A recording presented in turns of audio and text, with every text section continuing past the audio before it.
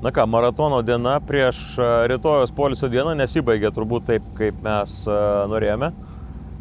Po vakar dienos, kai pralaukėm turbūt daugiau negu valandą laiko žvejojant padangas, šiandieną mes startavom 79. Ir iš esmės mes turėjome labai daug lėtesnių varžovų, kuriuos turėjome lenkti.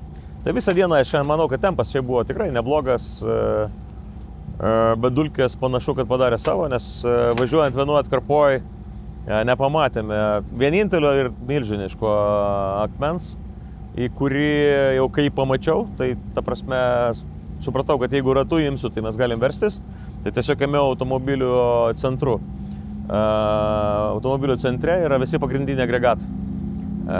Mes turėjome milžinišką smūgį, dar šiek tiek pavažiavom su automobiliu ir supratau, kad viskas, nieko daugiau nebus.